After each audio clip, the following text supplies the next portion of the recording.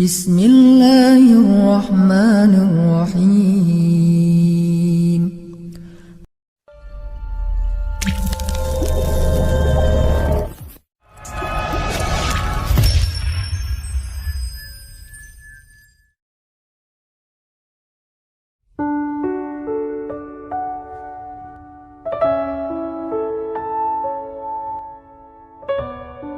Teman-teman yang dirahmati Allah Subhanahu wa taala,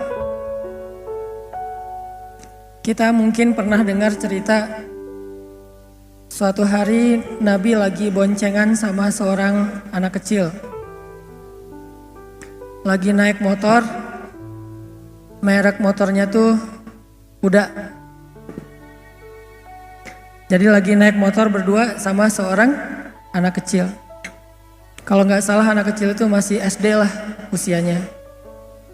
Nabi jalan berdua, terus Nabi bilang kepada anak kecil ini, "Ya ghulam, wahai anak atau wahai anakku. Ya ghulam, ihfazillah yahfazka. Wahai anakku, jagalah Allah, Allah akan jaga kamu. Ihfazillah tajidhu tujahak. Jagalah Allah, maka Allah akan menyertaimu.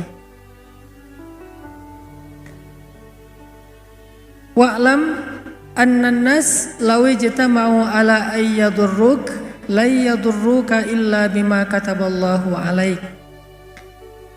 Ketahuilah, manusia itu kalau berkumpul pengen nyusahin kamu, mereka nggak bisa nyusahin kamu kecuali dengan seizin Allah atas kamu. Dan kalau semua manusia berkumpul pengen menolong kamu, mereka nggak akan bisa nolongin kamu kecuali dengan seizin Allah bagimu. Rufi'atil aqlam wa juffatis suhuf. Pena telah diangkat dan kertas telah mengering. Ini adalah nasihat obrolan yang disampaikan Nabi ketika lagi boncengan sama seorang anak kecil. Yang kelak anak kecil itu akan jadi salah satu di antara ulama paling fenomenal dalam sejarah Islam. Siapa nama anak kecil ini? Ibnu Abbas. Nama anak kecil ini Abdullah bin Abbas, yang digelar dengan nama, jadi nama kerennya tuh Ibnu Abbas aka Hibrul Ummah. Jadi kalau nyari akun sosmednya bukan Ibnu Abbas, akun sosmednya itu Hibrul Ummah, @Hibrul Ummah. Followersnya udah banyak tuh.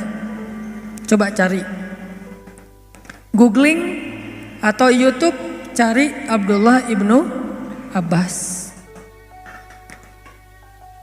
Nabi ketika lagi boncengan sama Abdullah Ibnu Abbas, Nabi ngasih nasihat bukan, "Nak, banyak baca buku ya," bukan. "Nak, misalnya jangan sakitin orang tua ya," bukan. "Nak, rajin kerja ya biar kamu sukses," bukan. "Nak, ini dan seterusnya," enggak. Nasihatnya cuma satu hal, jaga Allah, Allah akan jaga kamu. Jadi bisa dibilang Nabi itu nggak ngasih nasihat panjang, nasihatnya itu sedikit, pendek tuh, singkat. Tapi nasihat yang singkat ini kalau kita mau menjabarkan bisa berjilid-jilid buku. Nasihat yang merangkum semua kebaikan. Kita pengen apa aja, ini intinya nih. Pengen sekolahnya berprestasi, ini intinya. Pengen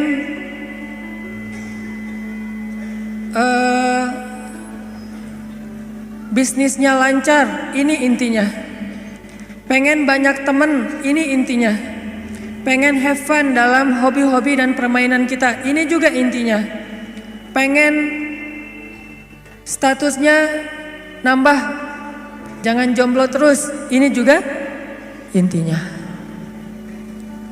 Ustadz, ada yang datang misalnya, saya pengen dapat nilai bagus. Apa ya nasihat buat saya?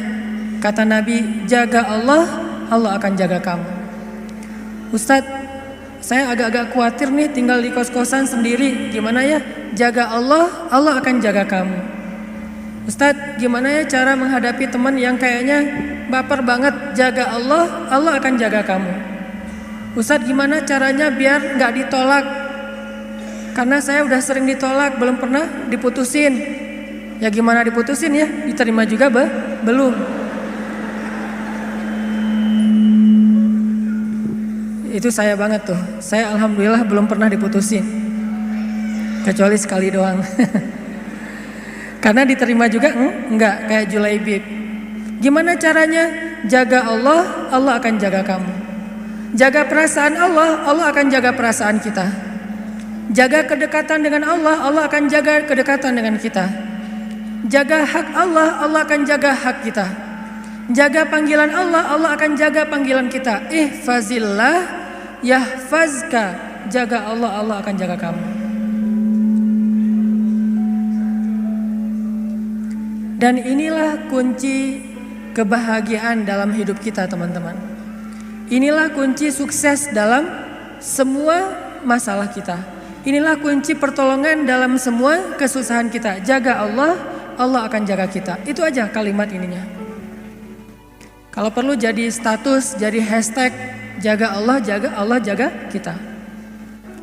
Nggak ada cerita kita dikecewain sama Allah padahal kita udah habis-habisan, itu nggak ada. Kalau ke manusia sering kayak gitu. Kita udah berkorban segala macam, ternyata dia cuma ngelihat kita sebagai sahabat atau paling dekat juga adik kakak. Kan berat ya. Kita udah kegeeran nih, udah habis-habisan, udah pokoknya udah sacrifice habis-habisan, udah give effortnya seluar biasa banget. Berharap suatu saat hatinya terbuka buat kita. Pas ditembak,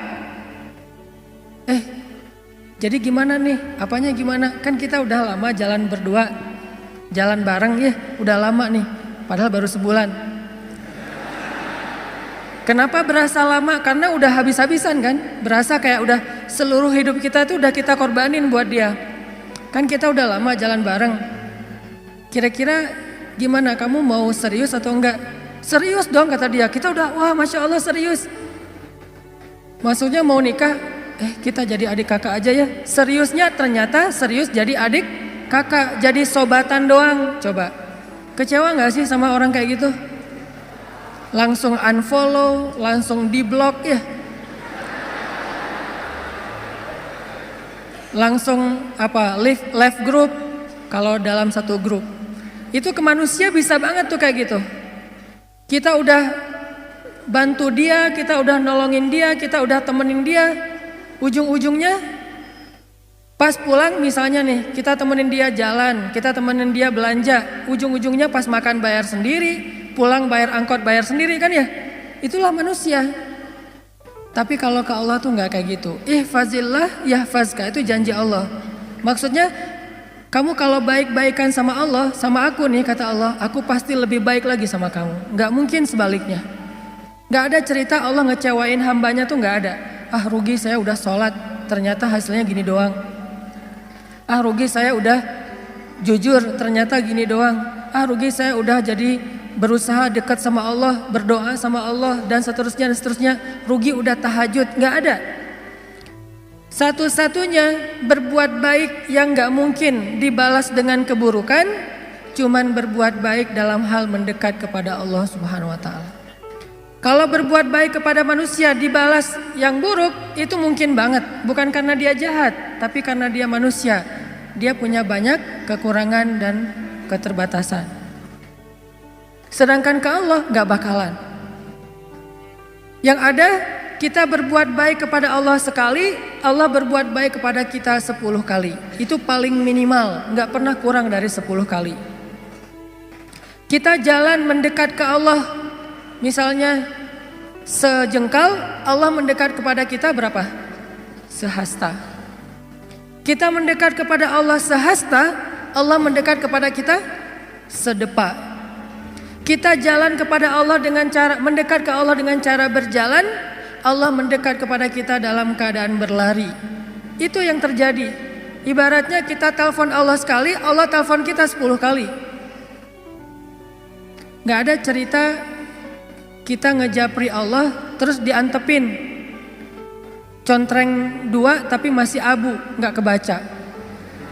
Itu gak ada. Sebel gak sih? Gregetan gak sih kalau kita ngejapri teman kita? Teman dalam tanda petik ya, teman spesial. Kita ngejapri dia nih, padahal dia udah lasinnya tuh berkali-kali tuh. Bahkan bukan cuma lasin, dia lagi online, kita pantengin gitu. Oh lagi online, mudah-mudahan kebaca nih WA saya. Online-nya lama, berarti dia lagi chat sama yang lain. Pas udah online lama, tiba-tiba lasin, berarti dia udah offline lagi, tapi WA kita belum kebaca. Itu biasa banget tuh ke orang kayak gitu. Kita posting sesuatu, terus kita tag ke dia, kita mention ke dia, kita periksa likersnya satu-satu ya, karena likersnya nggak banyak sih. Kita periksa nih, oh ada 10 like, ternyata dia nggak ada di situ. Berat banget kan? Begitu dia posting, kita jadi first liker.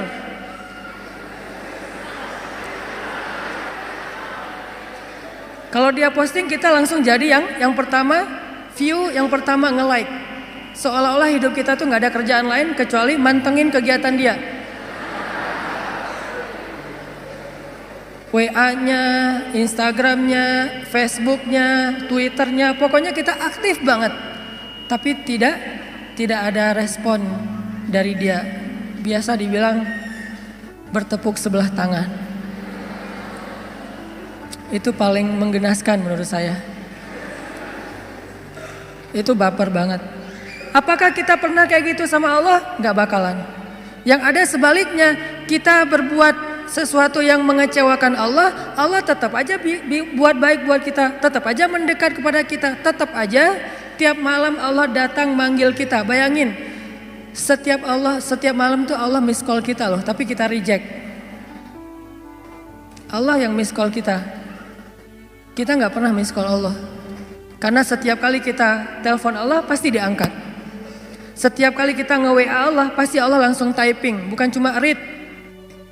Daripada read tapi nggak dibalas juga kan sama aja sakitnya dengan nggak di-read ya.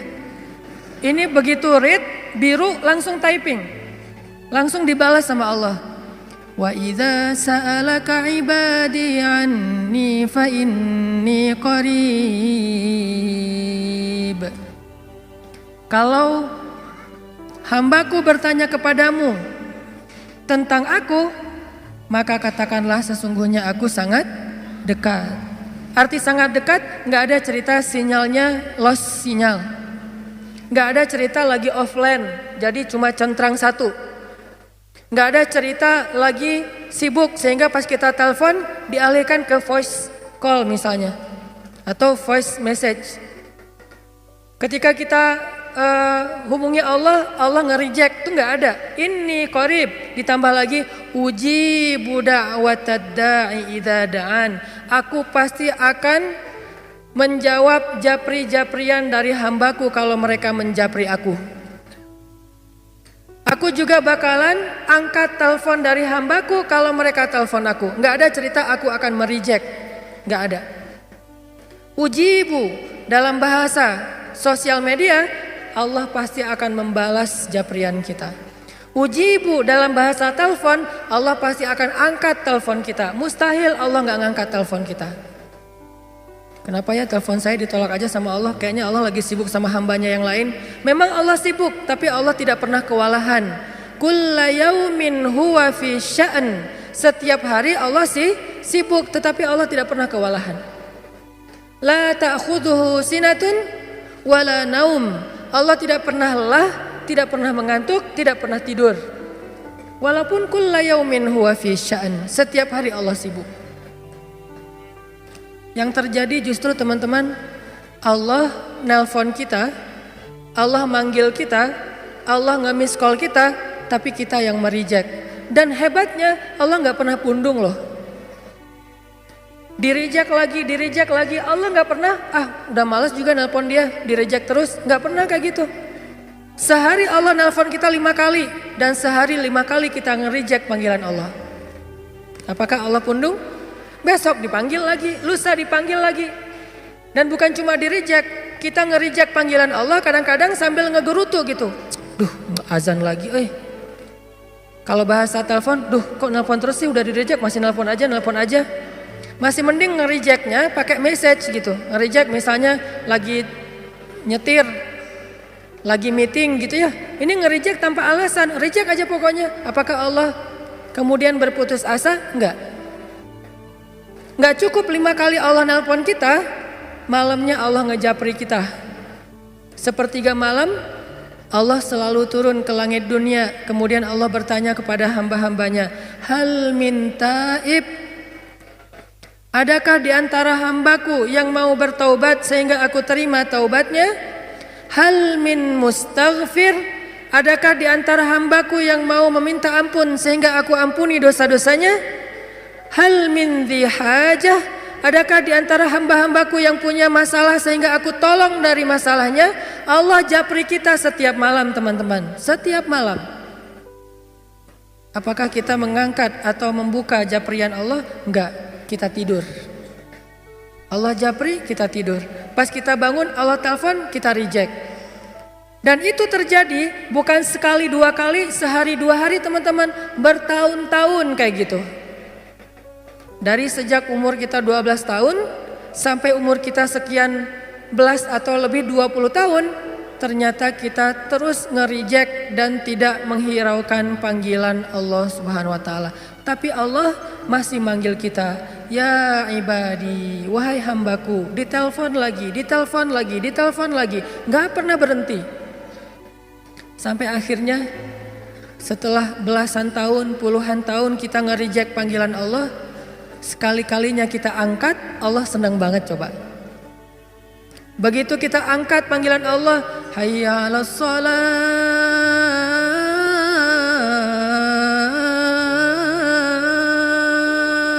kita berwudu nih, kita datang ke masjid.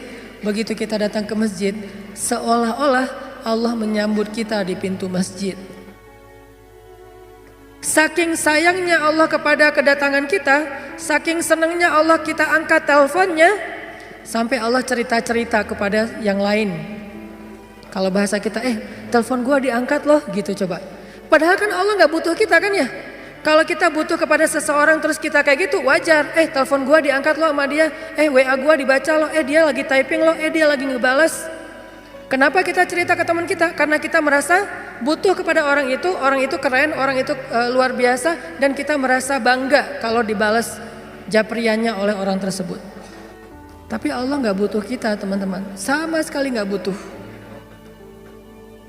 Seandainya semua makhluk berkumpul lalu taat beribadah kepada Allah Subhanahu wa taala, semua itu tidak menambah kebesaran Allah walaupun setetes air dari ujung jarum yang dicelupkan ke dalam laut, enggak nambah sama sekali. Karena Allah tidak akan bertambah kehebatannya gara-gara ketaatan kita, enggak bertambah. Artinya ketaatan kita tuh enggak ngaruh, kayak kita naruh garam di dalam laut, enggak makin asin. Kita naruh gula di dalam laut, gak berubah menjadi manis, gak ngaruh sama sekali. Jadi Allah gak butuh kita. Atau sebaliknya, semua manusia dan jin berkumpul, terus serentak bikin dosa di hadapan Allah, itu juga tidak akan mengurangi kebesaran Allah walaupun sebesar setetes air dari ujung jarum yang dicelupkan ke dalam laut. Gak ngurangin sama sekali. Allah itu ghaniyun 'anil alamin, gak butuh kepada hambanya, gak butuh sama sekali. Tapi kenapa ekspresi Allah itu kayak orang butuh banget? Disitulah rahmatnya Allah Subhanahu wa taala. Saking Allah penyayang sama kita, ekspresi Allah seolah-olah kayak orang butuh, coba. Saking sayangnya. Mana ekspresi Allah? Tuh hadis-hadis tentang gimana Allah rindu kepada orang yang bertaubat, Allah cinta kepada orang yang minta ampun, Allah menyambut kedatangan orang yang kembali seperti keluarga yang menyambut keluarganya yang datang dari perjalanan yang sangat jauh. Sampai Nabi menggambarkan gembira atau ekspresi Allah itu excited banget kalau hambanya bertaubat. Nabi menganalogikan gimana teman-teman? Kayak seorang laki-laki yang lagi musafir nih. Dia naik onta di tengah padang pasir. Di ontanya itu dia taruh bekal. Ada makanan, ada air, ada segala macam, ada baju hangat. Naik onta nih. Jalan ke tengah padang pasir. Di tengah padang pasir lagi istirahat, gak sengaja ketiduran, ontanya hilang. Pergi aja tuh onta. Begitu dia sadar, dia udah gak memiliki kendaraan lagi. Ontanya udah pergi, terus bekal-bekalnya dibawa sama onta. Tinggallah dia sebatang kara di tengah padang pasir, gak tahu harus kemana. Dia lari-lari kayak Siti Hajar, mondar-mandir nyari, ontanya gak nemu. Sampai akhirnya dia kelelahan.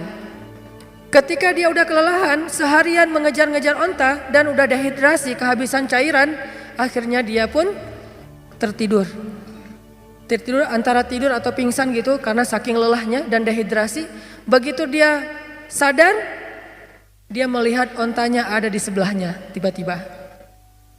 Dan ketika dia ngelihat ontanya ada di sebelahnya dengan bekalnya yang masih utuh, akhirnya saking bahagianya orang tersebut, dia pun berteriak mengatakan, Allah, anta abdi wa ana rabbuk. Ya Allah, engkaulah hambaku dan aku Tuhanmu. Saking senangnya orang ini sampai dia ngomongnya kebalik. Ya Allah, engkaulah hambaku dan akulah Tuhanmu. Pengennya ya Allah, engkaulah Tuhanku, akulah hambamu. Tapi jadi kebalik. Saking senangnya, kata Nabi, sesungguhnya Allah lebih senang lagi daripada orang itu terhadap hamba-hambanya yang datang kembali kepada Allah Subhanahu wa ta'ala setelah sekian lama pergi menjauh dari Allah. Kenapa ekspresi Allah gitu-gitu banget coba? Karena Allah sayang sama kita. Saya menerjemahkannya dengan ekspresi. Memangnya Allah punya ekspresi? Itu hadisnya banyak. Allah tersenyum dengan istighfar hambanya. Memangnya Allah tersenyum? Ya, cuman laisa kamitslihi syai'. Jangan membayangkan senyumnya Allah itu kayak kita, tapi Allah tersenyum. Jelas hadisnya. Hadis bab apa? Bab dalam doa safar. Makanya kalau kita baca hadis itu jangan cuma satu angle, lihat angle-angle yang lain. Banyak banget hadis. Yang dihafal Imam Bukhari aja ada 300.000 hadis. Dan yang kita baca dari dulu hadisnya innamal a'malu binniyat. Padahal jumlah hadis itu yang dihafal Imam Bukhari aja ada 300.000 hadis. Yang dihafal oleh Imam Ahmad 1.000.000 hadis. Ahmad bin Hambal menghafal 1.000.000 hadis. Beda-beda tipis lah sama kita ya. Kita hafalnya 1 hadis. Imam Ahmad 1.000.000. Beda 0 doang. Ternyata ada juga hadis tentang Allah tersenyum. Cuman babnya di dalam kitab hadis itu bab doa dalam perjalanan. Tapi redaksinya Allah tersenyum. Gimana ceritanya? Ali itu pernah lagi naik mobil. Mereknya Onta. Ali naik mobil nih. Ketika dia naik ke atas mobil, dia baca bismillah. Ketika sudah duduk dengan nyaman, udah pakai sabuk pengaman. Kalau bahasa hadisnya istawa, sudah nyaman berarti udah mantap nih, udah pakai sabuk pengaman. Baca doa safar. Subhanallazi sakhkhara lana hadza dan seterusnya. Setelah kendaraannya mulai jalan dikit, dia baca doa istighfar. Ya Allah, saya menzalimi diri saya sendiri. Tapi tidak ada yang bisa mengampuni dosa saya selain Engkau ya Allah, maka ampunilah saya. Zalamtu nafsi fa innahu la yaghfirudz dzunuba illa anta faghfirli warhamni innaka antal ghafurur rahim. Ya Allah, saya tuh banyak dosa. Ini lagi dalam perjalanan nih. Bismillahirrahmanirrahim. Subhanalladzi sakhkhara lana hadza. Terus, ya Allah, saya itu hamba yang banyak dosa ya Allah. Tapi gak ada yang bisa mengampuni dosa sebanyak itu selain Engkau. Maka ampunilah saya ya Allah. Sayangilah saya. Engkaulah yang maha pengampun lagi maha penyayang. Setelah Ali baca doa ini, Ali tersenyum. Senyumnya lebar. Ditanya sama drivernya Ali. Jadi dia pakai super pribadi gitu. Gak tahu online atau yang dia bayar. Nah, si drivernya nanya sama Ali. Ya Abul Hasan, kenapa engkau tersenyum? Kata Ali, Dulu saya pernah menanyakan hal yang sama ketika saya lagi nyetirin Nabi Muhammad SAW. Lagi jadi drivernya Nabi. Waktu itu Nabi naik ke atas kendaraannya, baca bismillah, baca doa safar, kemudian membaca kalimat istighfar yang sama dengan apa yang Ali baca. Setelah itu Nabi tersenyum. Saya pun bertanya, ya Rasulullah, kenapa Rasul tersenyum? Maka Nabi menjawab, aku tersenyum karena Allah tersenyum. Kenapa Allah tersenyum? Allah sayang, cinta, senang, excited banget dengan istighfar hambanya. Itu yang terjadi. Kita sering nge-reject Allah, kita sering ngelewatin WA atau japrian Allah, yang lain kita baca, yang Allah gak dibaca. Buku yang lain khatam, komik khatam, buku khatam, sosmed kita baca semua postingan-postingan yang udah muncul, bahkan yang lagi ngehit, yang lagi jadi trending topik apa, kita khatam terus. Tapi Al-Quran gak pernah khatam. Bahkan kalau kita sholat, ayatnya itu aja langganan banget, Al-Fatihah, Al-Ikhlas, Al-Fatihah, Al-Ikhlas. Surat-surat lain jarang dibaca. Apakah Allah marah sama kita? Enggak. Allah justru menunggu terus sampai kita datang. Yang terjadi teman-teman, Allah enggak pernah nge-reject panggilan kita, kita yang nge-reject panggilan Allah Subhanahu wa taala. Hayya 'alas shalah. Kita sibuk kerja. Hayya 'alas shalah.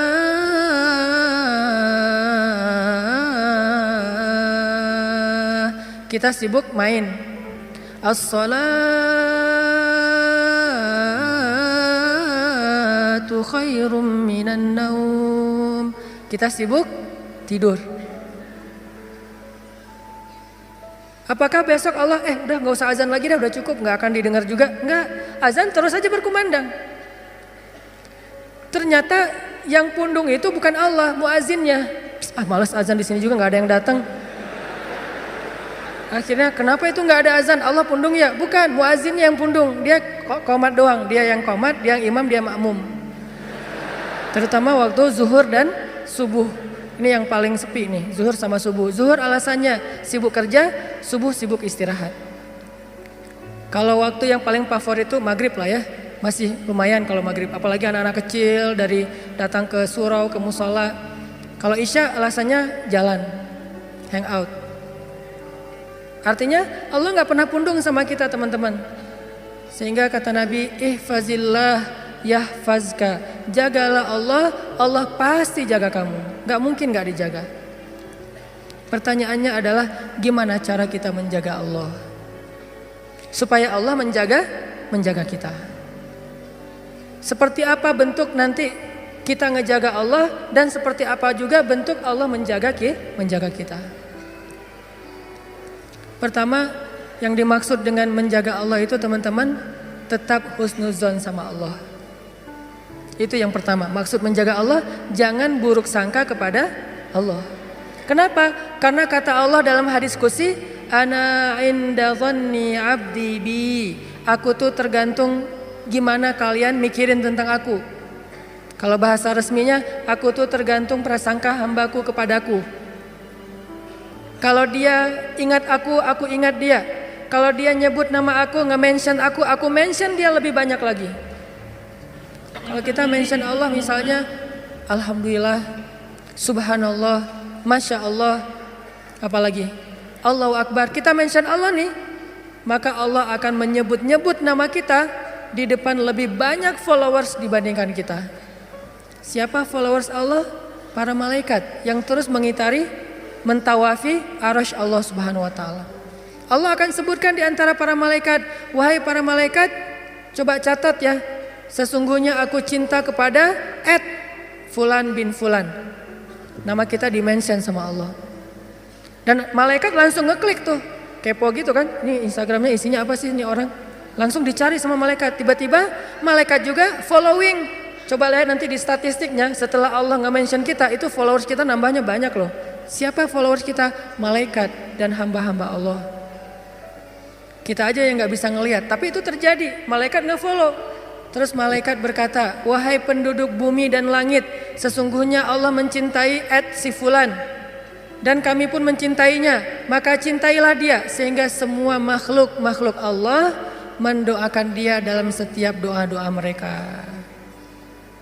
Didoain sama orang tua kita aja udah ajaib nih.